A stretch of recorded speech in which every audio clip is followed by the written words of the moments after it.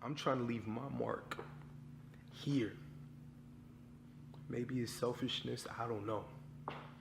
But I'm trying to go out a legend, an icon. I'm already a street icon. I left my mark in the streets already. Maybe this is something that, I don't know, I might leave for my kids.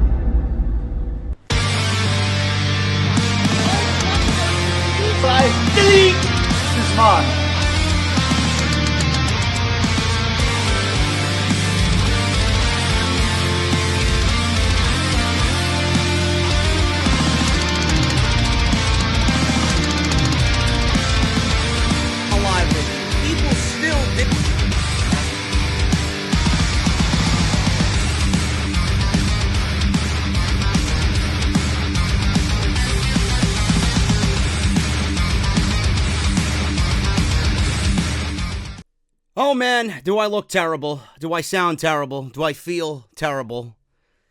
It's unbelievable, man. I woke up this morning. Actually, I was sitting right here last night and I was playing Destiny on my PlayStation. And I was just messing around on the game. And all of a sudden, I just had a sudden shock of just the worst type of chills. I don't know what was going on. I took my blanket. I went to go lie on the couch in front of my fireplace. One of those electric ones, man. They're so nice. Blasted it. Around 82 degrees. Took some Mucinex PM because I was coughing earlier in the day. And I was just shivering for a good 10 minutes. Finally started to stop. I was watching something on the Food Network. I passed out. And I woke up this morning, I'm all aches and pains. My head feels like I'm underwater. I don't have a stuffy nose. I don't have really that much of a cough. I don't have a sore throat. I don't know what it is, but I'm here because I'm a fool. And I feel like if I don't get something up today, being that I took yesterday off, that I will feel unproductive at the end of the day if I just waited till Monday Night Raw, which we all know I'm probably going to feel more ill after watching that show. So here I am, episode 299, part number 2. I'm sure you guys really give a shit about what I'm feeling like today. Where's the news? Where's the news? I know. We'll get into it. We got a lot to go over today. Off the script, episode 299, part number 2 for your, what is today's day? Monday, it is, let me see, it is Monday, November 11th. I don't even know what days it is, man. It's just been a very long weekend.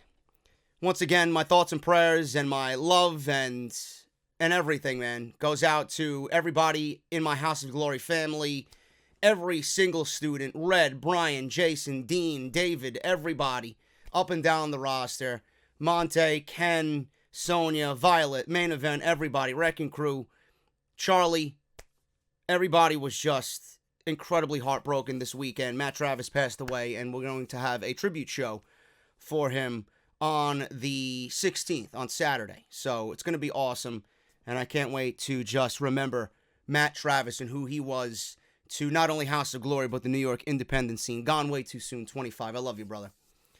Guys, we got a lot to get into today, and we're going to start it off as soon as I get through my normal nonsense, you know, the plugs and Twitters and the Instagrams and all that stuff. What I got lined up for you guys today is we got the Smackdown ratings. They were actually up from last week's NXT show, which is mind-boggling to me. Steve Austin's coming back with a new podcast on the WWE Network. I wonder why. Those WWE Network subscriptions aren't looking too good now, Vince, right? So you got to call upon yet another legend in Stone Cold Steve Austin, and you're not going to believe who his first guest is going to be. The New Day has a new podcast on the WWE Podcast Network. They will be the second in line to follow Corey Graves. They got a new podcast. You couldn't pay me enough to listen to a podcast by The New Day. Main story today is Rusev, of course. It's not just Rusev, it's all of the WWE roster just dragging the fans and shitting on the fans and telling the fans that they don't know anything and just looking down upon us. Rusev actually fired back at fans. Because when we watched Raw tonight, supposedly the reaction that the Lana, Rusev, and Bobby Lashley storyline got to close Monday Night Raw again, which I don't understand why this is closing Monday Night Raw 2 weeks before the Survivor Series. It closed the show in the United Kingdom, in Manchester, because WWE taped Smackdown and Raw back-to-back, which, if you were in that arena, my God, I pray for you, seriously. You might need some holy water after that one. They taped back-to-back, and the reaction from people online, clips of people that were actually in that arena in Manchester, completely shit all over the segments, and I doubt we're going to hear the real reaction. You know, he's going to use his editing magic to filter out all the boos, and we're going to get cheers instead, as if people really hated the storyline, but they're going to have it come off TV as people are really invested in what's going on here with Lana and Rusev and Bobby Lashley. You're going to hear a lot of ooh and ahs. You're not going to hear any boos. There was a chant of shut the fuck up aimed at Lana. You're not going to hear any of that on Monday Night Raw. I doubt it. If we do, I would be floored. So Rusev is shitting and dragging the fans on social media about this current storyline. Jake Hager then gets involved to defend the fan and says to Rusev, why don't you leave Lana and that asshole company? And then Rusev is then revealed to have said in an interview with The Sun that he would definitely go back to Saudi Arabia after pretty much telling everybody on social media, we need your prayers now more than ever for the WWE crew that's stranded over there. I would definitely go back to Saudi Arabia because I make a lot of money. So this is what we're dealing with, folks. If you think Rusev is leaving the WWE when his contract is up, I'm sleeping with 6 supermodels on a weekly rotation every single week, off on Sunday. Not happening. Not happening. Also, Charlotte Flair, speaking of firing back, she fires back at fans who complain about her multiple title wins. It's a never-ending issue with these fucking people. WWE Survivor Series playing another big inter-promotional match. Seth Rollins tonight, the Clown, is going to reveal his Survivor Series team. I don't think it's that difficult to figure out because there is nobody on Monday Night Raw. And I got some news on Saudi Arabia and stuff that broke on Corey Graves' podcast and what he said about the flight issues and the nightmare over there trying to get back to the States. So much to go over right here on Off the Script. Make sure you guys follow me on social media. I will be live tweeting during Monday Night Raw tonight at JD from NY206.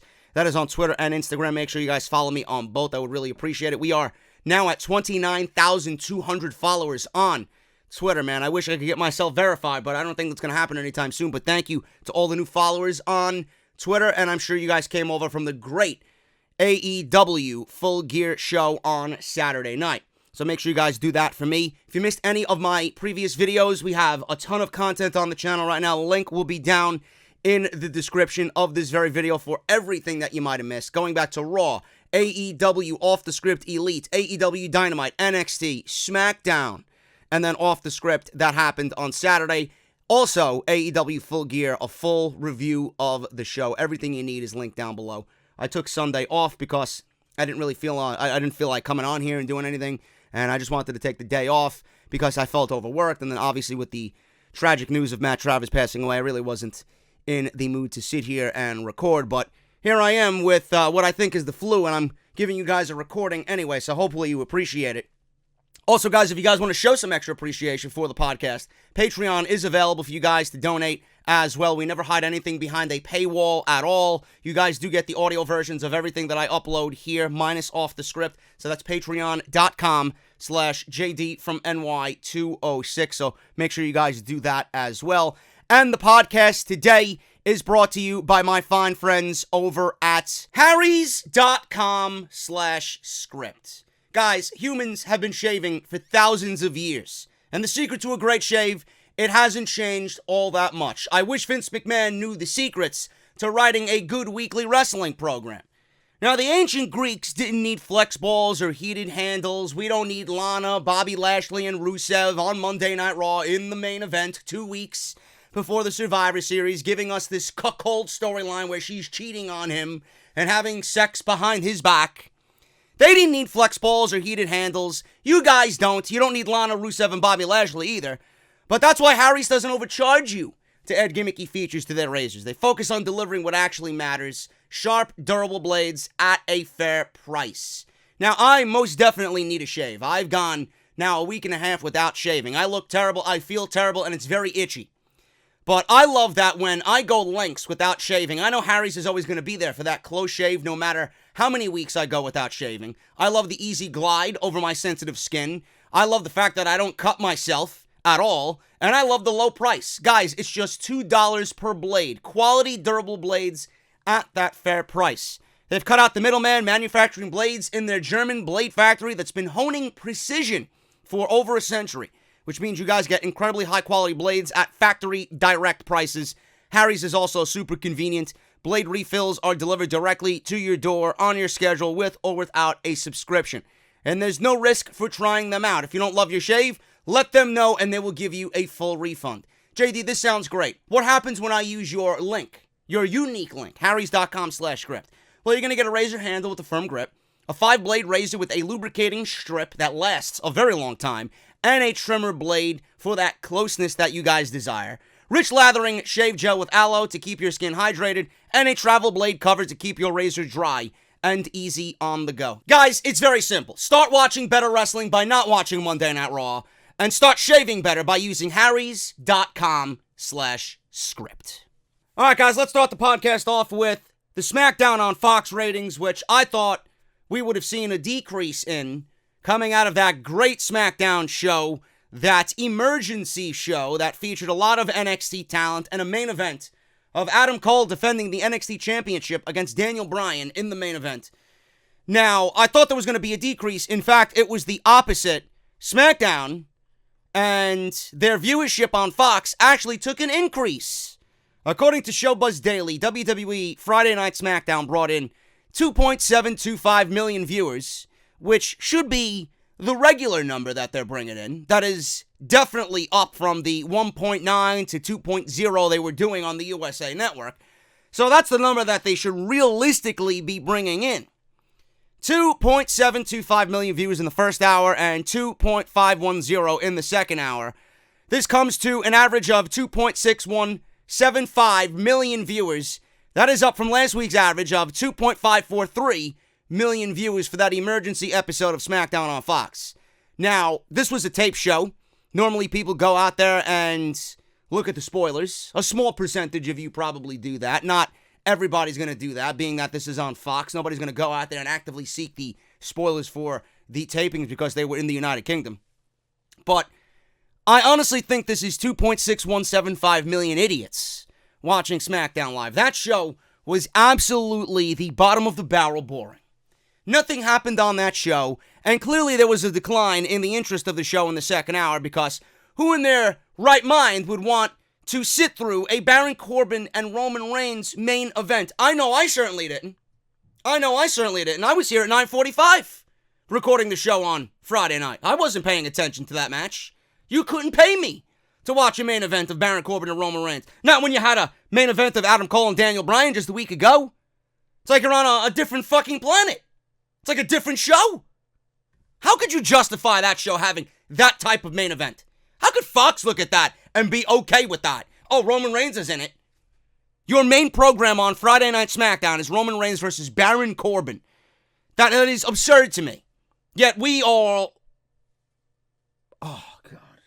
I can't get this. I don't want to record. I don't want to record.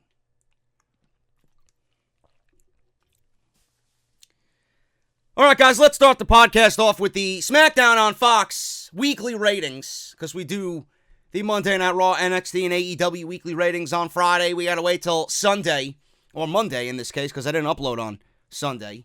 Monday in this case for the SmackDown ratings. They come in last, and there was an increase.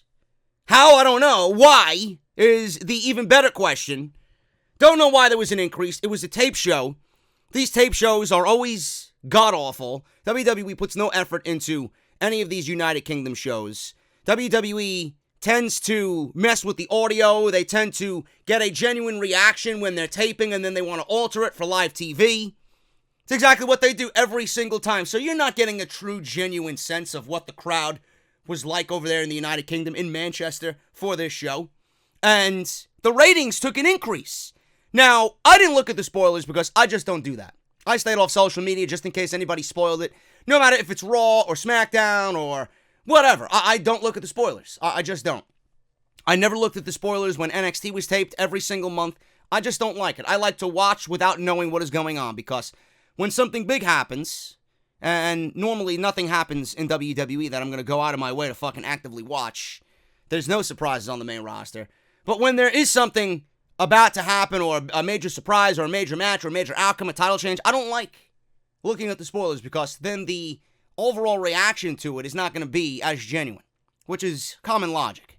So I don't know what you guys do, but being that they're on Fox, people aren't going to actively go out there and seek the spoilers. There's a very small percentage of you that actually did that and gauged off the spoilers whether you're going to watch the show or not. All I needed to know and see was the advertisements for this show. The New Day versus the Revival for the Tag Team Championships.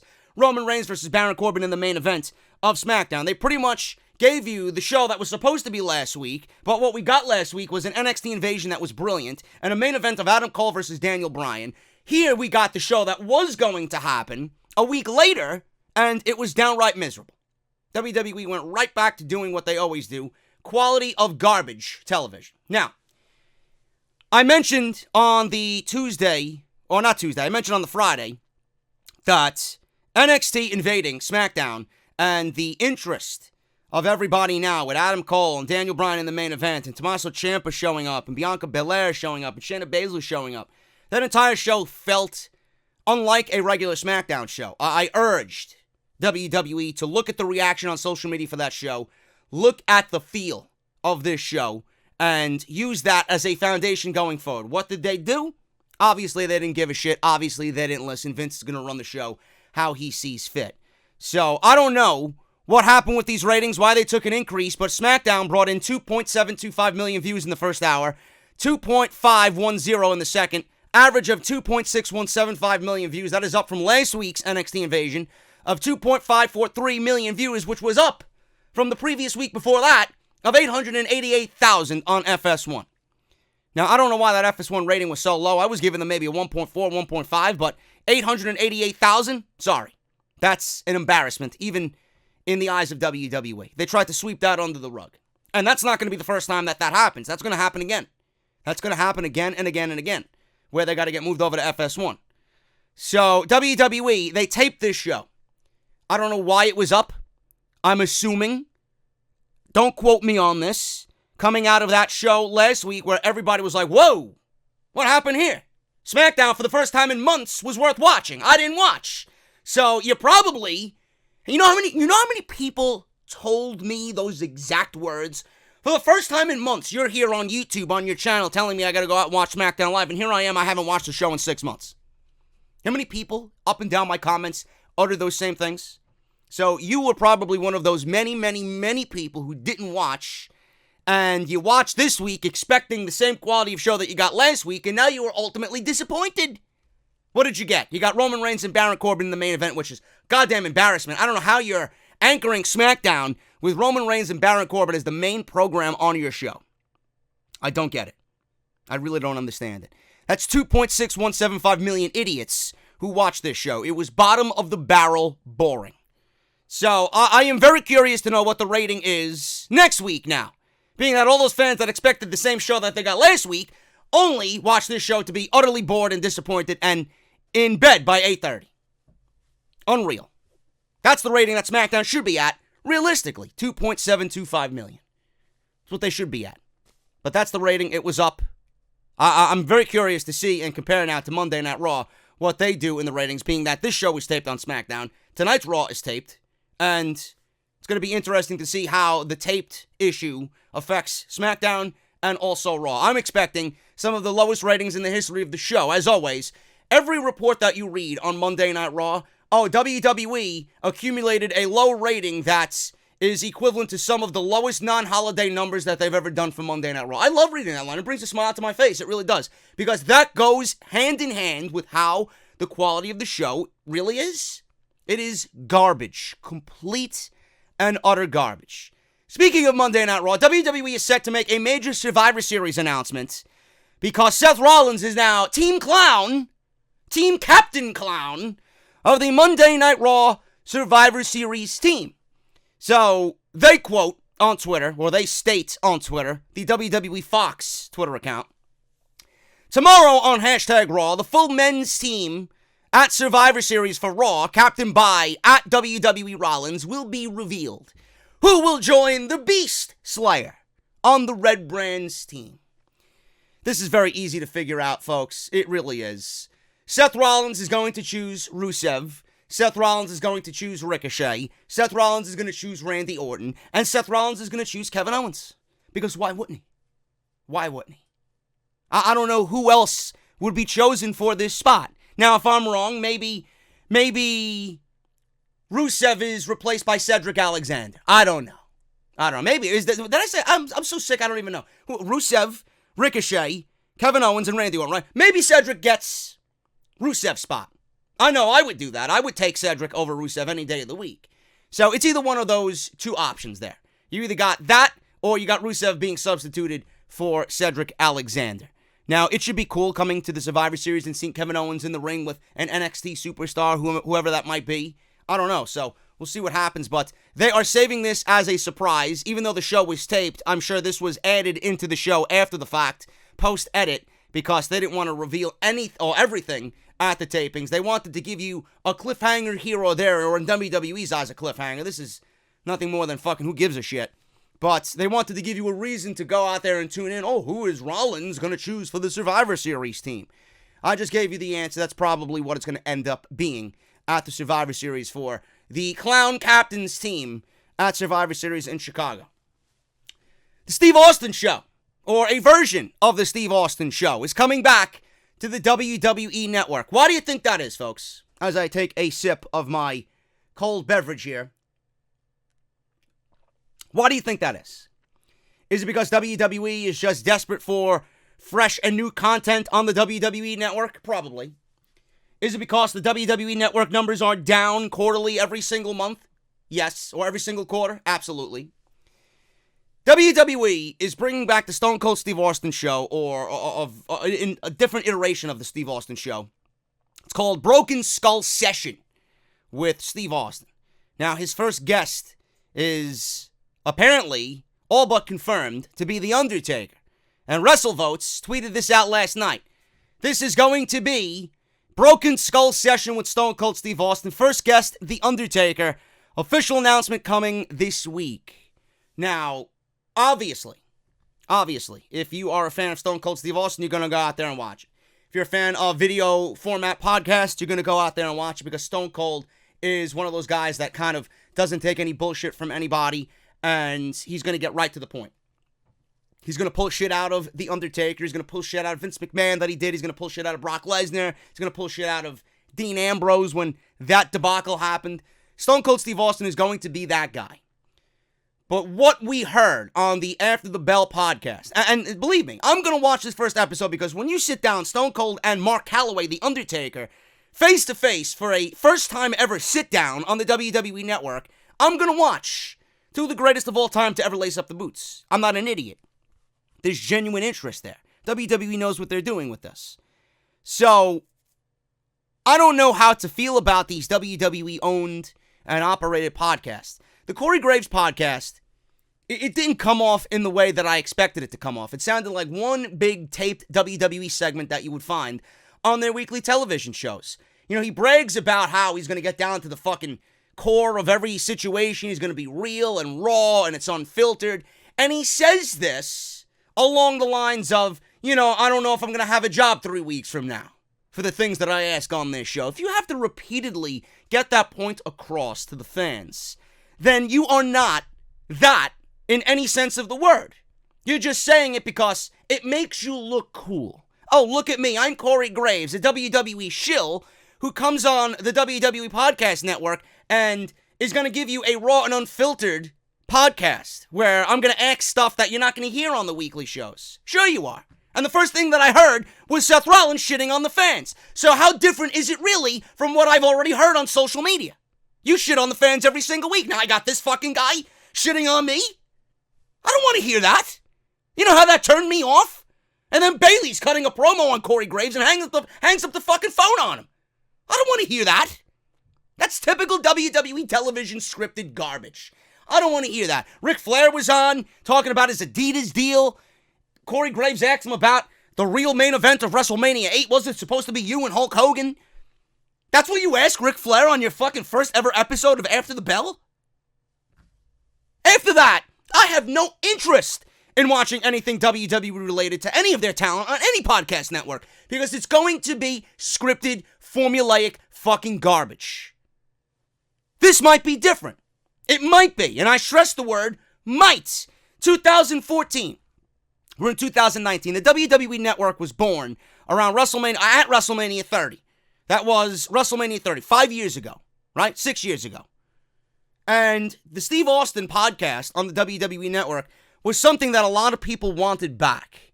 Now, Stone Cold Steve Austin, I don't know how often he still does his Stone Cold Steve Austin show on Podcast One or wherever he might be affiliated with now, but he was very good at what he did. People listen. He was, at one point, the most listened to pro wrestling podcast. He wasn't really a pro wrestling 100% podcast, but he did have wrestling guests. He did get down to the nitty-gritty. He wasn't confined and handcuffed by WWE to do or say anything.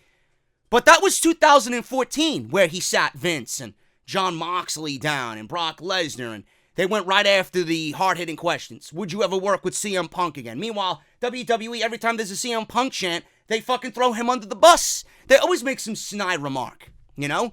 Steve Austin said Jon Moxley is the guy who is the WWE champion walking on eggshells. You know, he's not really one that's going to go out there and grab the brass ring. He got fucking turned off by that. Stone Cold Steve Austin didn't have any filter then. But that was WWE 5 years ago. This is WWE in 2019. Do you honestly think WWE is going to have Stone Cold go out there and ask The Undertaker, who's probably got fucking 3 lifetimes worth of stories and just news from his vision, from his eyes, from his ears? Fucking centuries of news this guy's got. Stories that he could tell. You think they're going to let Stone Cold Steve Austin go out there and ask The Undertaker whatever he wants on a WWE network that is clearly monitoring everything that they do? Everything that their superstars do? Maybe in 2014, maybe. But with the political landscape of WWE and what they do and how they handcuff everybody, I mean, they don't even have their own guys go out there and cut their own promos. And when they do, it's great. It's great. Corey Graves got this podcast, and it's typical WWE garbage. You think Stone Cold's going to be on the network where you can physically see him, and he's going to get down to the nitty-gritty and ask The Undertaker all these fucking unfiltered, raw, never-before-asked questions? I doubt it. I doubt it. I would be shocked if he does.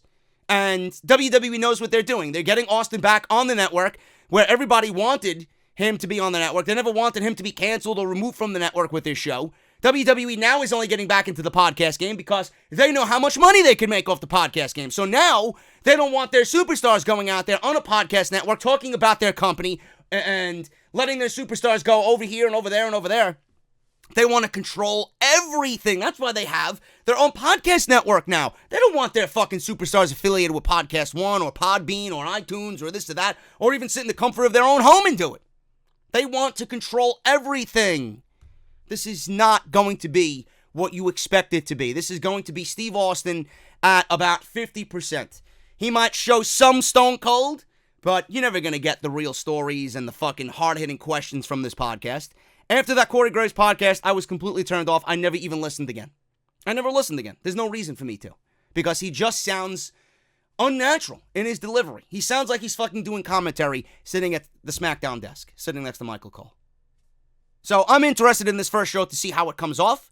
If I am intrigued by anything that they do, and Stone Cold Steve Austin goes against the grain of WWE, then maybe I'll watch the second guest that he's got on. But as of right now, that first episode with The Undertaker, you got me. After that, I'll make my assumption on whether I would watch the show. But based on what we heard already with Corey Graves, I don't really give a shit or care to listen to anything WWE, related as far as podcasts. Because it's never going to be genuine and real. Speaking of podcasts, The New Day has now registered for their new podcast. WWE's getting into the podcast game, like I said. After the Bell by Corey Graves is on iTunes and Spotify, wherever you guys listen to podcasts. So far, those who listened like it. I don't. Now it looks like we have a big clue about what they're cooking up next. The New Day just picked up their 7th tag team title reign, which is ridiculous. In case you're wondering, Xavier Woods made it clear that it still counts for him, even though he is injured and out with an Achilles tear. WWE is getting the New Day into podcasting. The WWE is filed for the New Day Feel the Power. Seems like this is the new name for the New Day's new podcast. It was filed on November 5th and registered for entertainment services, namely providing podcasts in the field of sports, entertainment, and general human interest and entertainment. Just based off the name, the New Day, Feel the Power? Yeah. Never will I listen to anything put out by the New Day on a WWE Network. I don't even want to see the New Day as tag team champions. I want to see less of the New Day, actually, on TV. You're going to make me go out there and listen to the fucking New Day? What are they going to be doing on their podcast? They're going to be talking about different pancake recipes, blueberry, pumpkin spice, maybe some cinnamon, right? What type of batter they use, Aunt Jemima, they like Betty Crocker. What do you like? What are they going to do that's going to generate any interest? They're going to talk about their favorite fucking cereals? Give me a break. You could never pay me enough money to fucking sit down and listen to a New Day Feel the Power podcast. I would feel like such low filth at that point. I would genuinely have nothing better in my life to do if I had to listen to a fucking podcast by the New Day. Awful. Absolutely awful. Rusev. Let's talk about this Rusev shit. Rusev fires back at fans dragging his current storyline. It's exactly what they should do to this storyline. Drag it into the fucking grave. Rusev and Lana are involved in a storyline right now that fans are not too keen on. It's obviously working to some extent, because WWE is generating millions upon millions upon millions of views, and there are millions upon millions upon millions of fucking blithering idiots with the size of a pea for brains. Fans have booed each and every segment when Lana revealed that Rusev has been nothing more than a sex addict. So they walked on into Manchester, and fans booed the segment heavily. Fans booed it out of the building. But WWE is still giving them a lot of focus. One fan tweeted out a message to WWE saying that he would be totally good with the company giving up on this storyline without any reason. He says, and I quote, "Dear WWE, if you want to just drop the Rusev, Bobby Lashley, and Lana angle," and he added all three of them, "with literally no explanation, I'm good with that. Just walk away and pretend the angle never happened, no backlash, and we're good." Rusev obviously seen this, and he replied, "Dear guy, nobody cares what you are good with." End quote. So there you go. WWE superstars not really caring about what their fans want. They're always there to bend over and take the WWE corporate cock up the ass. Now, obviously, WWE is giving Rusev TV time, and he's not backing down from anything that they've handed him so far, because the guy has been absolutely, utterly useless for years. They had this guy organically built up with Rusev Day, with him and Aiden English, and they dropped the ball. Why did they drop the ball with Aiden English and Rusev, with the whole Rusev Day thing just taking off everywhere you looked in pro wrestling? Rusev Day. Chants everywhere. I went to a Ring of Honor show that year when they were hot, and there were chants of Rusev Day in the fucking Hammerstein Ballroom for a Ring of Honor show. That's how hot it was. It was just all over the place. People wearing the t-shirts. Rusev was on his social media manufacturing t-shirts. He went to the fucking WWE factory and they were manufacturing Rusev Day t-shirts. He couldn't keep them in stock. WWE fucked them up. Why did they fuck up Rusev and Aiden English? Because they got over on their own. Rusev came up with something that was not a WWE idea, and just based off that merit, they killed it. "Oh, sorry, we didn't come up with this. This was something that you came up with, and it grew in popularity to a point where we can't just allow this on the show. You have to do what we say. We can't really push you because we didn't have any plans to push you, and now you're trying to go against the system and be pushed because of the fan popularity that you've now accumulated with this saying and this quote and the t-shirts and this and that. So we're going to take the leashes, and we're going to pull back the leashes to a point where it's going to die because we've never wanted it to begin with." WWE killed it because it wasn't on their itinerary. And if you don't agree with me, or if you don't really believe what I'm saying, I don't really give a shit, because I know I'm right in that. Everything that gets over is just killed off because it's not a WWE idea. It's not what they had in plans for you. It's not what they had for you at that time. So that's why they killed it. Obviously, WWE is going to give Rusev a focus here with this storyline. Lana is pretty sure of herself. Now, she's a beautiful woman. She recently sent out a tweet about how everyone is talking about her. Who's everybody? Who's everybody? Everybody in the pro wrestling world is talking about Lana? I doubt it. Maybe they're talking about how slutty she looks and sounds, but I don't know if they're really talking about her on WWE television in the manner that we should really be talking about a WWE superstar. Lana said she's ravishing and brings the ratings. Really, because last week, I believe, was the 4th lowest non-holiday number in the history of Monday Night Raw. So exactly, Lana, what ratings are looking ravishing to you? I see nothing but fucking decline after decline after decline and fans shitting on your fucking current storyline because it's trash. Corey Graves agreed with the first part, but the ratings draw line might have been a bit of a stretch. Now, people are talking about Lana in the WWE circle, but Corey Graves said, the ratings is where I gotta come on in here and speak my mind. Ravishing? Sure. Ratings? They don't work like golf scores, you know. End quote. So that's what Corey Graves said about Lana, meaning that the ratings are trash. Lana and Rusev are likely to continue getting focused on WWE television. They're obviously going viral with 8 to 9 million views, 10 million views on these 2-minute, 3-minute clips on WWE's YouTube channel because people consume, you know, short clips and videos like that instead of sitting through a 15, 20-minute dragged-out segment on Monday Night Raw. That goes to show you that, A, there's 10 million idiots out there, and B, nobody wants to watch the actual show, that they want to take the cheap way out and lazy way out and watch and consume the short end of the stick with the YouTube clips. That's why I do that. So, obviously, after all this, you know, Rusev says nobody cares what you're good with to the fan. Rusev and his WWE corporate cocksucking was very apparent there. Lana saying that the ratings are up and she's bringing the ratings. Jake Hager of the AEW faction, the Inner Circle. He is Jericho's bodyguard. Jericho, obviously, the youngest AEW World Champion in the history, by the way. Jake Hager tells Rusev to leave Lana and that asshole company. So, fans are calling for this angle to be canceled. Vince is getting a kick out of this storyline per reports. He thinks it's good shit. Sources say that McMahon is getting a kick out of this storyline and feels that the negative reaction is just going to get more heat on Bobby Lashley. So while they were stuck in Saudi Arabia, going in chronological order here, Rusev sent out a tweet asking for prayers. So others called the situation a nightmare and said that they were never going back. Rusev spoke to The Sun, opened up about the recent Saudi Arabia situation. He said that superstars were just frustrated because they were ready to leave Saudi Arabia.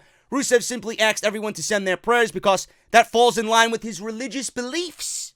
So it looks like Rusev is doing more, I would say, fixing of the situation and kind of weathering the storm. He says, and I quote, "We were all ready to get out, and we couldn't. The frustration grew by each hour, and me asking for prayers is nothing new. My father is a pastor. I'm a believer in God, Jesus Christ, our Savior, so I always asked for prayers just because I wanted to go home, not because we were held hostage. I don't think anyone in their rightful mind is going to hold 170 people, American citizens, hostage. I don't think that'll reflect well anywhere. I make a lot of money. I will definitely go back. I love it. I love every single trip that we do there. I love how we break barriers with women wrestling there and Lana being able to go. I think it's a great victory for the company, not just for that, but to open new doors and new opportunities to develop further. It's just amazing. It's a great opportunity for us to be ambassadors for entertainers, or as entertainers.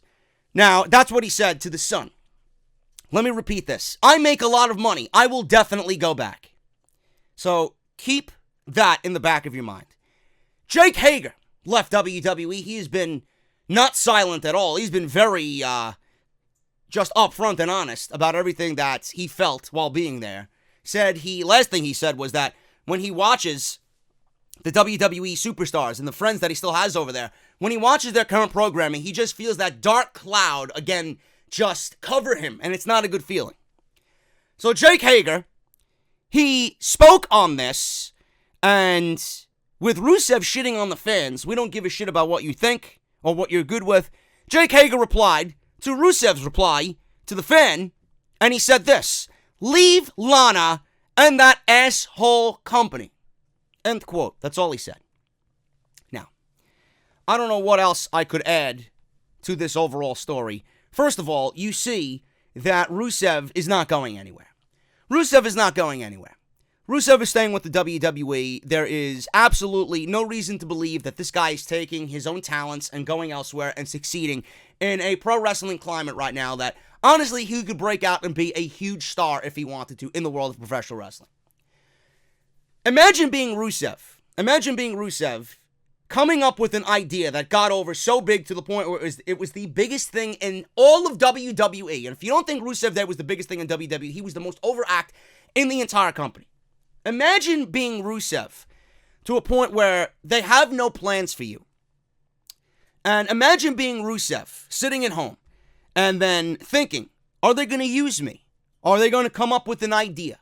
Imagine being Rusev, or what the WWE creative team thinks of Rusev. Imagine what the WWE creative team thinks of Rusev, where the only idea that they have for this guy to return to TV is a storyline where his wife, his real-life wife, cheats on him, has sex with another superstar. He swallows it and takes it for what it is and goes about his business without really caring. Imagine that is the only way for a WWE creative writer to bring Rusev back to television. Imagine being that creative writer thinking that Rusev ultimately has no value to this company at all, in any sense of the word, on Raw or SmackDown, except for a storyline where his wife is cheating on him. Now, Vince is getting a kick out of it. Vince is getting a kick out of it. Rusev is, I don't know when, but I've heard rumors that his contract is up soon. Now, Rusev could leave Lana. Rusev could go and be a Jon Moxley and go to AEW and just be presented as a guy who really hasn't been given the spotlight to show his true talent. Rusev is not bad. Rusev is charismatic. Rusev's a good promo. Rusev's got decent in-ring ability to a point where he's not going to put me to sleep. He could go do that in AEW. He could go do that in AEW, be paid the same amount, if not more, for his services over in AEW. But with everything that he's done, and come back to TV and willingly accepted this, how low does Rusev feel about himself that he would take this, the only thing that they presented for him, the only thing that they could come up with? How do you think Rusev is feeling on the inside? How low do you think he feels that he took this without any care, without giving a shit at all, just to ultimately get back to TV? Because he's been off TV in a prominent role for years, and they haven't used him correctly. That is just the most awful feeling. And that is not even going to be enough to take him away from the WWE. He went to the UK to speak to the Sun, to brag about how much money he makes when he goes to Saudi Arabia. He shit on fans who don't want to see this type of garbage on a pro wrestling show in 2019. There are people out there that are actively in support of this storyline, yet shit all over Jon Moxley and Kenny Omega in the unsanctioned match on Saturday. I'm speechless. You would rather see this? How does this belong on a pro wrestling show? Oh, well, Lana and Rusev are on TV. How low do you think of them as a fan that this is the best that you can come up with for them? Oh, they're on TV. Who gives a shit? If you're asking me, as a man, to do a storyline where I have to watch my wife kiss another fucking guy and her cheating on me? Dude, I'm not doing that.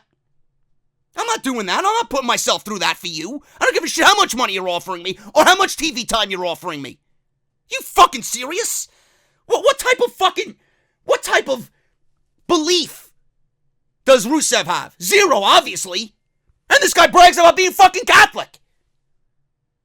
He's in a storyline where he wants to brag about asking for prayers, and his father's a pastor, and he's, a believer in Jesus Christ.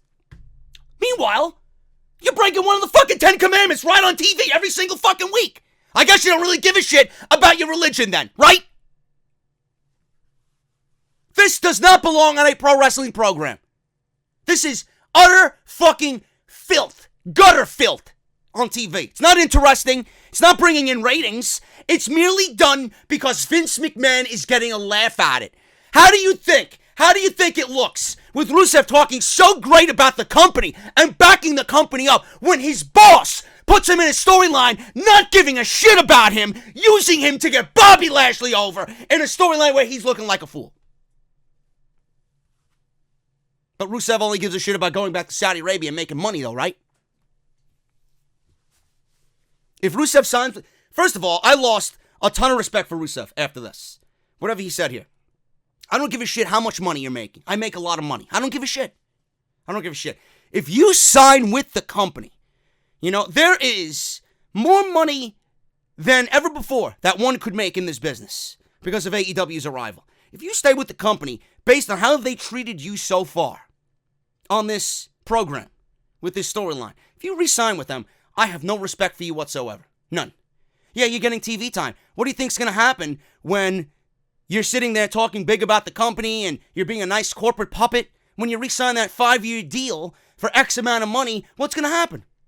Guarantee you 2 out of those 5 years you're going to be sitting in worthless fucking storyline, no progression of your career. You might even be home. They might not even feature you on TV. What do you think? How low of yourself do you think to take their fucking blood money? If Rusev signs with the company, I will never have any respect for him. Same thing with the Revival. I would never have any respect for these guys at all because they merely are showing you how they are being manipulated. They don't give a shit. They are puppets on strings by Vince McMahon. With Vince McMahon being the puppet master. Awful. Leave her and that asshole company. Those words, I hope you read every single fucking day. I hope they fucking cross your mind every single day. I'm not saying leave your wife, but I would leave for another company because I know and everybody knows how much you fucking can do and how much WWE has suppressed all that talent that you have. You want to do this? God bless you. I'm not going to be in support of you. I don't give a shit about what Rusev does from here on out if he signs or re-signs with the WWE. Guys, I'm going to take a little bit of a break, and I want to shout out my good friends over at Honey. Honey.com/offthescript, trusted by over 10 million members. Time Magazine says it's basically free money. Guys, the holiday is coming up, and giving holiday gifts is great and all, but overspending on those gifts is definitely not a good idea. So why spend more money than you have to? Finding the lowest price is easy if you have Honey. Now, Honey is a free browser extension that automatically finds the best promo codes whenever you shop online. This means you always get the best deals without even trying on over 20,000 sites, such as Amazon, eBay, J.Crew, Sephora, Expedia, Target, Best Buy, and more. Now, I have become comfortable buying cat food online. I have 2 cats, and they eat a very specific food that is very expensive. Cat food is not cheap. And normally, when I shop online and I go to the stores, the price is very different. So I use Honey to find me the best deal and the most amount of savings on my cat food, so I don't even have to leave my house, and I know I'm saving money on getting them the proper food that's not going to upset their little stomachs. Honey has found its over 10 million members, over $1 billion in savings. Honey supports over 20,000 stores online. Honey has over 100,000 5-star reviews on the Google Chrome store. If you're buying gifts this holiday season, then you need Honey. If not, you are probably knowing someone who is. So do them a solid and tell them about Honey. Honey can help make sure that they're getting the best prices for whatever they're buying. It's free to use and installs in just 2 clicks. Guys, get Honey for free at joinhoney.com/offthescript. That's joinhoney.com/offthescript and start saving some money this holiday season using Honey. Well, will you look at this? It just hit my news feed right now. Unbelievable. I'm laughing. I really am laughing. They say, well, Monday Night Raw is looking to build new stars, man. Says the cretin on social media who doesn't know anything. I don't know anybody watching Monday Night Raw who would be invested in Sin Cara. I don't know. Why on earth would you be invested in somebody that's been there? How many years has he been there? I don't even remember. The last time this guy was used in a meaningful way was in NXT as part of the Lucha Dragons with Kalisto. They were NXT Tag Team Champions at one point. They looked to be great. I was actually looking at them for a main roster run. I'm like, these guys are great together. It's the first time he looked important. What happened after that? They broke them up. They put them on Monday Night Raw, they put them as a part of the Cruiserweight division, and nothing happened. He's been an absolute non-entity on this entire brand. I don't understand why I should care about Sin Cara when Sin Cara himself doesn't even want to be there. Like, imagine, put yourself in Sin Cara's shoes.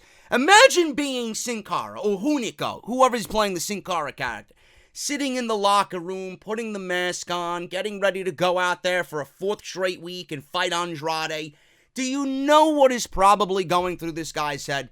These people didn't want to use me at all in a meaningful way. I have hit my ceiling. So he loses. Every single time out there, he's losing to Andrade.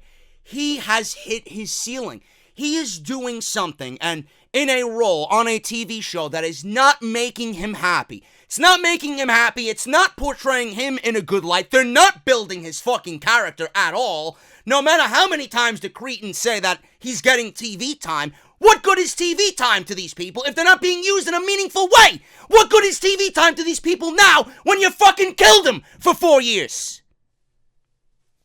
Get better. Grow a fucking brain and use it. It's not doing Sin Cara any favors. WWE never did Sin Cara any favors. They used him as a fucking agenda. Oh, we need Lucha on this show, and they had him wrestling in the blue light, right? Like it was some fucking spectacle. Look, we got luchadors in WWE. Nobody's gonna buy that shit here. When Sin Cara comes out, he hears crickets. Crickets. It's not doing anything for Andrade either. It's not doing anything for Andrade. Andrade's getting the same amount of crickets as Sin Cara is. You're not building these guys up. You're using them and portraying them in a way as, yeah, well, this is what we got for you right now. You either like it or you don't.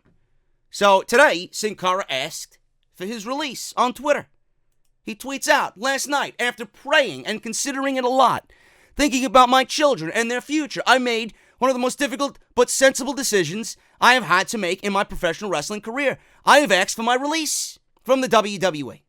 Since I was a child, all I wanted to do was fight, and all my life I've taken decisions and sacrifices to put myself in a position to fulfill that dream. There are 20 long years of experience and total dedication to my sport that I love and respect. I traveled the world, met incredible people, and fought for the incredible fans of the WWE Universe. I'm so grateful for the opportunity they gave me. However, I realize that I am stuck in a place where I am not valued as an athlete or a talent. There you go. I don't even need to read the rest of this, but I will. I've worked hard and honestly for many years to polish my trade. I've been loyal, respectful, a team player, supportive, and I've waited patiently for the opportunity to show the world everything I can do. Unfortunately, after all these years, that opportunity never came, and I feel that it will never come while I remain where I am. And he's right, it will never come. What they got him doing right now is the ceiling for Sin Cara. What they got Andrade doing is the fucking ceiling for Andrade.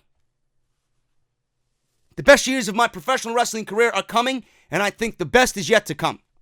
I'm a healthy, disciplined man, respectful of my profession and its environment, of my companions, and mainly of the public who has never failed. This is not the end. On the contrary, this is the beginning of the next chapter, and I'm excited for what the future holds. I want to thank WWE for this incredible chapter. I will always be grateful. Most importantly, thanks to the WWE Universe for its unwavering support, and to all my public that in all parts of the world have supported me and showed me its affection. The only way I can correspond is by continuing to provide with all the narrow passion and professionalism that I've already shown. Thanks from the bottom of my heart. End quote. Are they going to let him go? Are they going to release him? Of course not. They're going to let this guy... Didn't he just sign a new contract? Didn't this guy just sign a new 3-year contract not too long ago where they gave him a fucking Nike deal in Mexico or something like that? Please someone let me know that. I know for a fact I've seen Sin Cara Nikes floating around out there. This guy just signed a contract. What are they going to do? Let him go? They're going to cut this guy from his WWE deal? Of course not. They didn't let Mike Kanellis go. They didn't let Luke Harper go. They didn't let anybody that asked for their release go. Except for Dustin and Sean Spears. He's stuck. They don't give a shit who it is. It could be this guy. It could be the guy that's fucking running water back and forth to the talents. They're not letting anybody go. This guy's stuck. So he's going to sit home and collect a paycheck. That's all he could do until the contract's up. I would be shocked if WWE lets this guy go. And to be honest, that's the best decision. That's the best decision for WWE at this point. Let him go. You've obviously shown us that he means nothing. So why waste our time for somebody that you're never gonna push? Why waste Andrade's time when the guy should be a fucking world champion by now? And how many other guys feel this way? You think Aleister Black likes sitting on the fucking sidelines? What if Ricochet is thinking this same way? Fucking ridiculous, man. Oh, but he's getting TV time. What good is the TV time when the guy's been off TV for 4 fucking years before his reintroduction? Yeah, I'm supposed to magically fucking care. Fucking idiots. God, people in the wrestling community are fucking dumb. Oh, but he's getting TV time. Andrade's getting TV time. Has Andrade looked any better with the last 5 weeks of television? I'd love for you to fucking explain to me how. Is he going to be on the Survivor Series team? I don't think so. So what good was it? Fucking ridiculous, man. People are just so fucking stupid. Charlotte Flair. And I'm ill. At least you know that when I'm ill, I still give you 100% of what I got. I might feel like shit after this. Just so you know.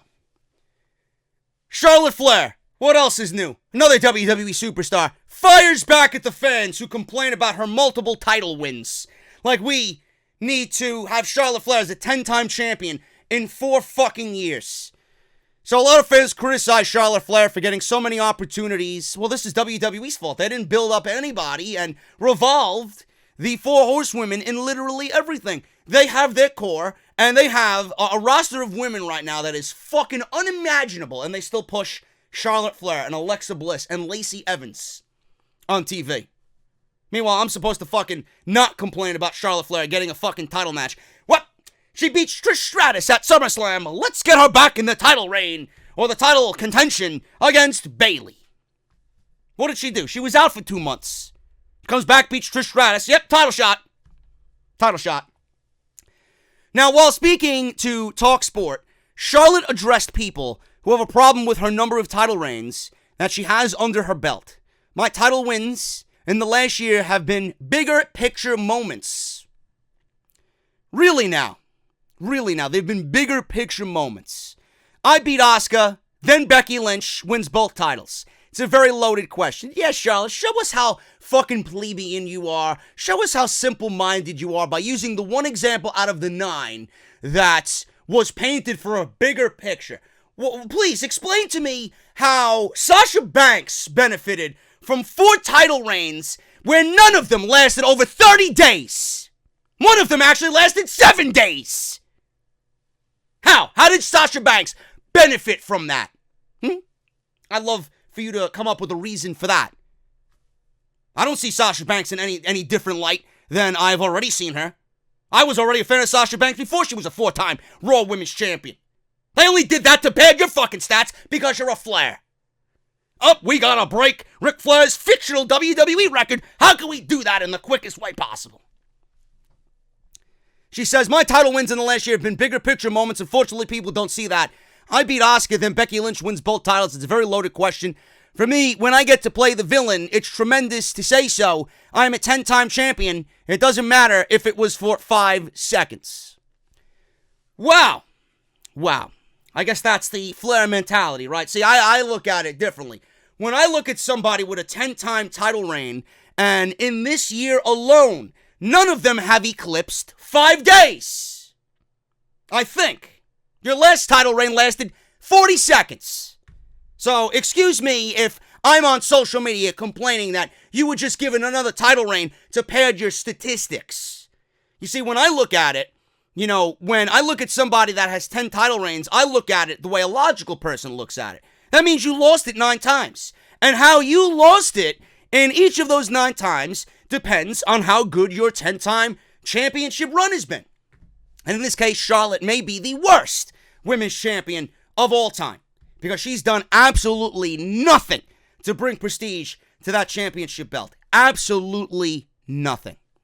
I don't understand why you would say, well, she's a 10-time champion. She's the greatest of all time. This is WWE's fucking agenda here.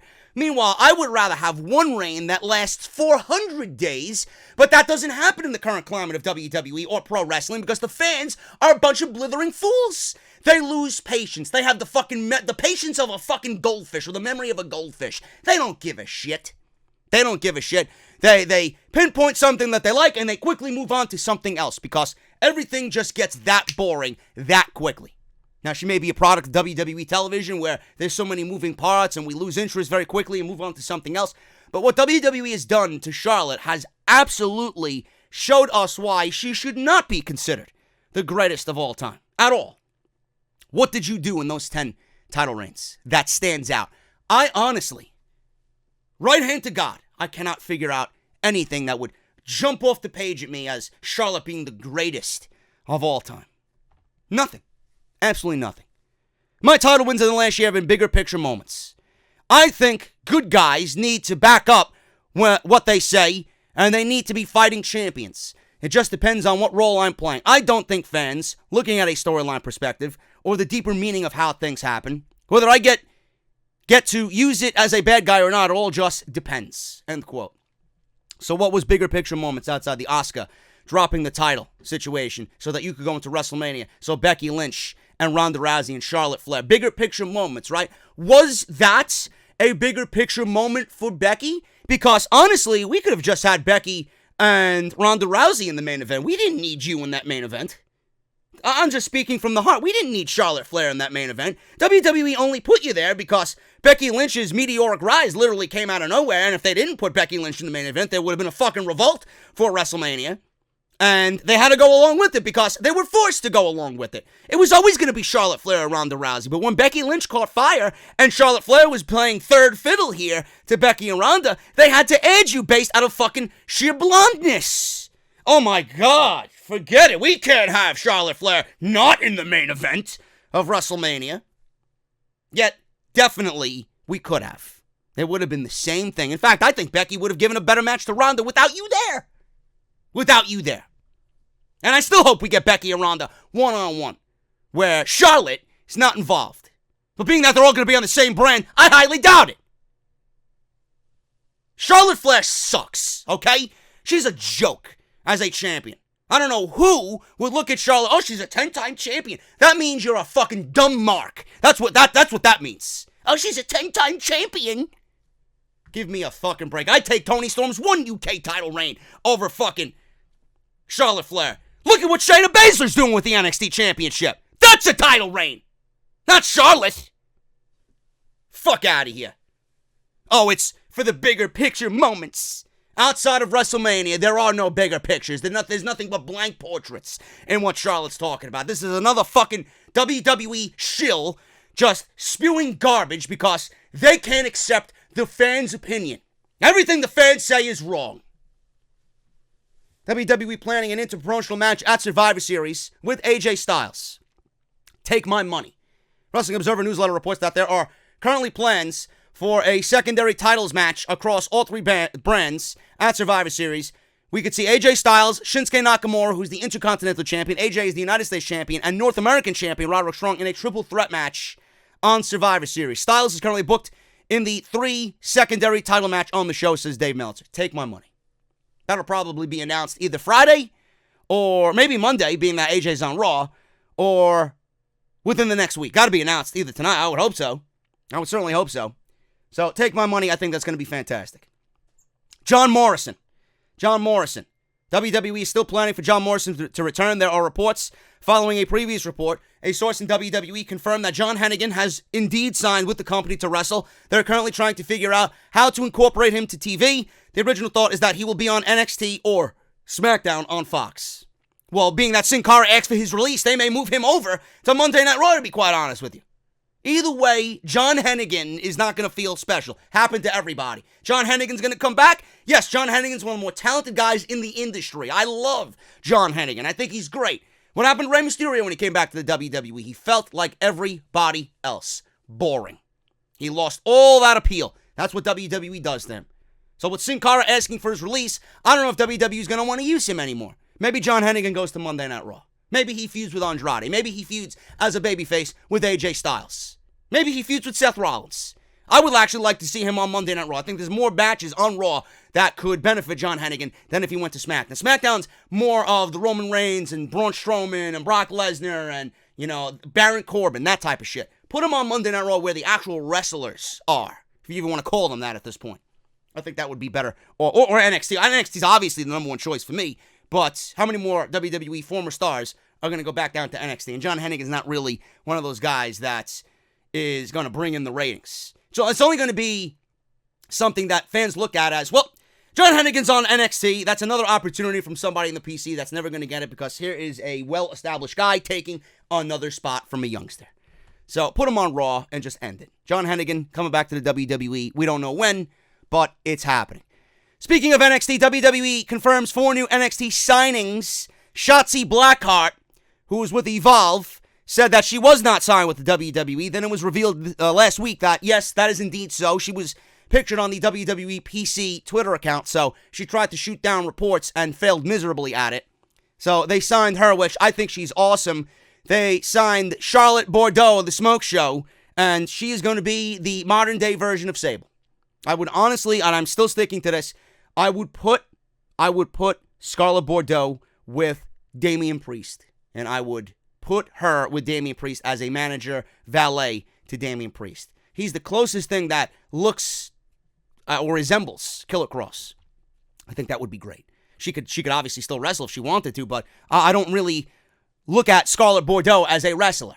She could come out and she could be eye candy and she could just be that valet, that diva that everybody fucking pays attention to. She can have her tits hanging out, whatever the fuck you want to do with her. Vince is going to take one look at her and forget about it. She'll be on Monday Night Raw within the fucking cock of an eye. Give me a break. Shotzi Blackheart, Scarlett Bordeaux, Indy Hartwell, who is an Australian star, won several titles in her home country, also appeared for Shimmer. And then Stephon Smith joins as a referee after a stint in OVE and Evolve. So that is that. There are reports that WWE also signed Chris Statlander, a popular female independent star who actually graduated from Kurt Hawkins' school at WrestlePro. Now, this was reported by Square Circle Sirens, and they incorrectly announced her being signed. And they actually had to go back and refute their claim and correct their claim and said that Statlander is yet to officially sign with the company. They apologized for their initial incorrect report. They say, and I quote, "We incorrectly reported Chris Statlander signing with the WWE. We have apologized to Chris and apologized to everyone for reporting incorrect information." Statlander had a WWE tryout recently, and there's no word on why she decided to turn down the opportunity to join Vince McMahon's company. It's simple. She doesn't need NXT right now. She is barely graduated from Creator Pro. She's actually on the House of Glory show in a match against our female talent, Violet. And I don't think she needs NXT right now. NXT is so oversaturated. Having Chris Statlander come out and join NXT, join NXT, she is easily going to get lost in the shuffle. She might be there for years before she gets any ample TV time or storylines. Continue to hone your craft.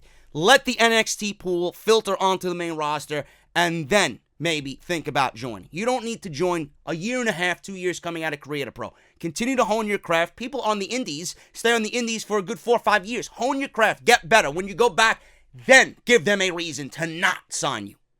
You know? So I think that's probably the best thing for her. NXT's women's division right now is completely oversaturated to a point where Squared Circle Sirens are saying that WWE is actually running out of locker space at the Performance Center. It's just fucking unbelievable how they're just hoarding talent and not going to be able to use all of them. Can't use everybody at the same time. People are going to be sitting around. So she knows that, and hopefully she does know that. And that's the reason why she didn't join NXT. Finn Balor, he's on NXT. Wrestling Observer Newsletter reports that WWE's original plan for Finn Balor and his return was simply to switch him to SmackDown. Thank God that didn't happen, because he would have looked completely out of place in the land of the Giants, and I'm sure WWE had zero plans for Finn Balor on SmackDown. He died 1,000 deaths on the main roster.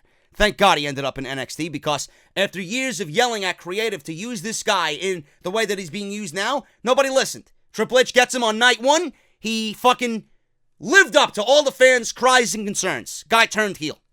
Simple.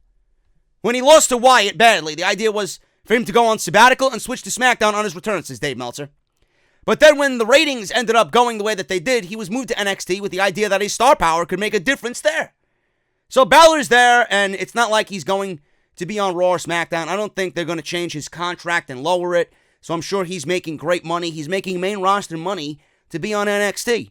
It's like he's going to be working a way easier schedule for the same money. So yeah, fuck yeah. That's what Dave Meltzer says. So if you're Finn Balor, who's better than Finn Balor right now? Nobody. You're in the middle of a storyline. You're going to get Johnny Gargano, bring him to the fucking possible match of the year. You know, Johnny hasn't wrestled since that match with Shane Thorne. Before that, he was mixed up with Adam Cole in the NXT Championship. Balor versus Johnny Gargano, take my money. Balor versus Ciampa, take my money. Balor versus Adam Cole, or a possible, union with the Undisputed Era, take my money. Balor even wants his own stable. He went out there and said, I want Akam and Razor a part of my stable. I would love that. Take my money. Really. Another two guys that I would love to see back down in NXT. They need tag teams. WWE ain't doing anything with fucking tag team wrestling. Might as well move them back there. Finn Balor's guys, look who I got back. They beat the Undisputed Era. They look great in NXT. Then they died a million deaths on the main roster. Finally, guys, let's go through this really quickly. I don't want to read all that I got here. Corey Graves spoke on the Saudi Arabia situation on After the Bell. And whether you want to believe him or not, regardless, I have some people in the know. Okay? I'm not here admitting to everybody that I have fucking deep inside sources. But I have a guy, I have a source, and I believe what he tells me. I don't really trust anybody, but I believe when he tells me something, and he told me exactly what I talked about on that off the script when this happened, about the Saudi Arabia deal, and I believed every word that he said. And you know what? Everything that's being reported is coming out from what he said, and it's coming out in the news that it correlates with exactly what he told me.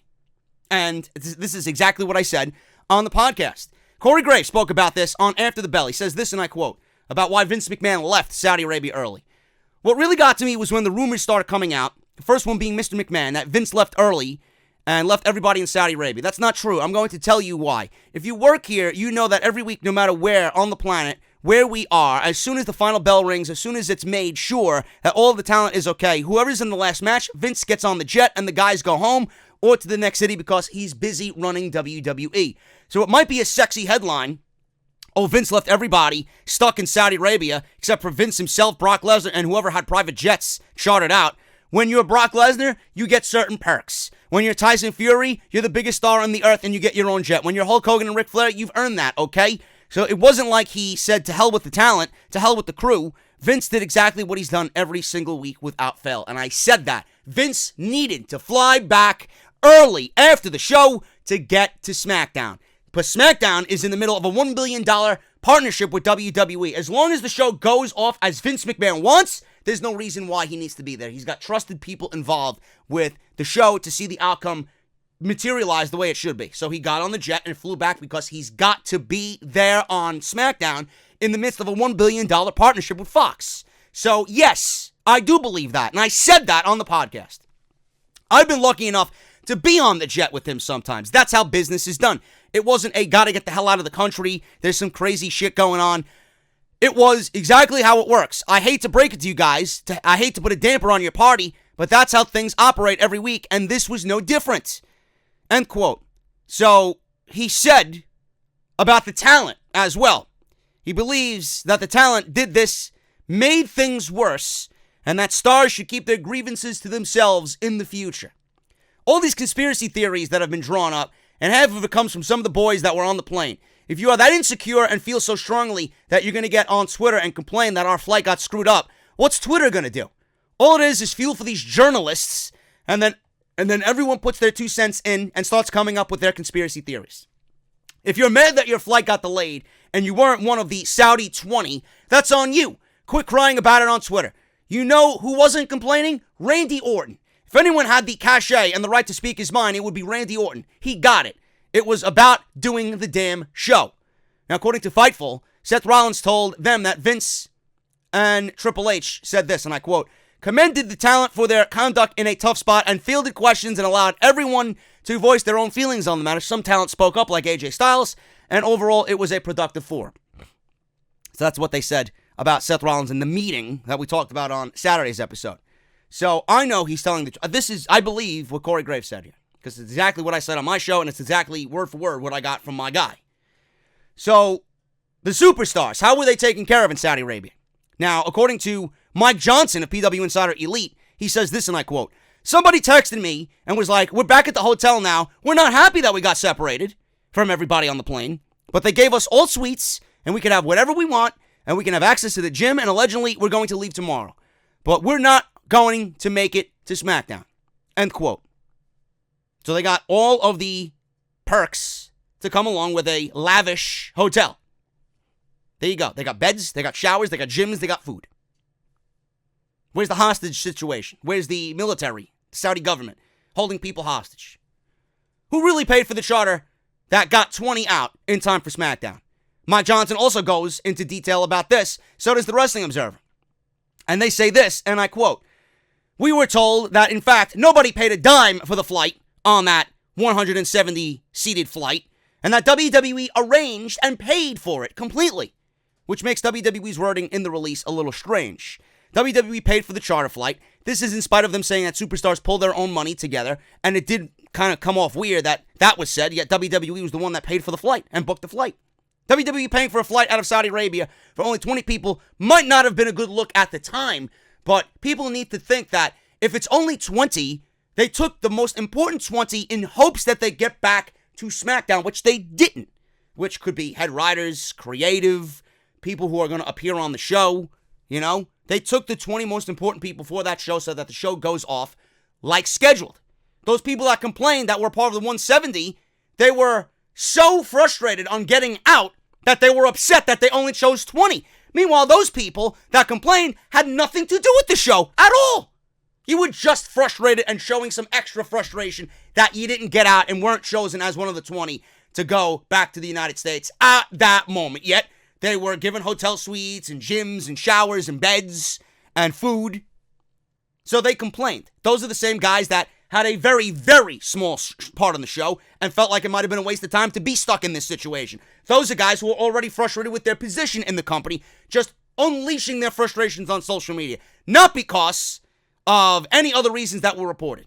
Not because they were in danger, not because they were part of a hostage situation. It had nothing to do with the show. WWE chartered a flight of 20 for the most 20 important people to get back to SmackDown. And that was it. And now it's all over. Nobody's talking about it. WWE reaffirmed that their relationship with Saudi Arabia is good. They announced 2 shows every single year, which we already know, but they're going to be highlighted shows every single year. So they released a statement that everything is good and peachy, and the sun is shining and the rainbows are in the sky about the partnership with Saudi Arabia. That's all that happened. So what I said on the podcast clearly was exactly what happened. If you believe anything else, I don't know what to tell you. So that's that. I'm getting the hell out of here. Guys, thank you so very much for all your support. If you enjoyed the podcast, hit that thumbs up. I need some hot tea, so I'm just going to bounce. I do have one thing I want to tell you guys. On Saturday's show, we opened a box of beer that's still sitting here. I got to put it in the refrigerator because room temperature beer is no good. We got sponsored by Tavor.com. Go watch Saturday's show. Make sure you guys go and check out the deal that you're going to get from Tavor.com. It is a beer app, a craft beer app that has over 7,000 brews, 650 breweries. Unbelievable stuff. You guys can use code SCRIPT for $10 credits towards purchases of $25 or more, man. It's awesome. We opened up several rounds on the show, so make sure you guys go and check that out and show everybody the power of Off the Script over there on Tavor.com. Follow me on social media at JD from NY206 on Twitter and Instagram. Hit that subscribe button, turn on that bell, hit the thumbs up, and make sure you guys check out all the other content that you might have missed on the channel. Guys, I'll see you tonight for Monday Night Raw. Have a great one. I'm going to try and get better, hopefully. But if I can bring this same flair and fire on Monday Night Raw, we'd be good to go. See you guys then. Have a good day.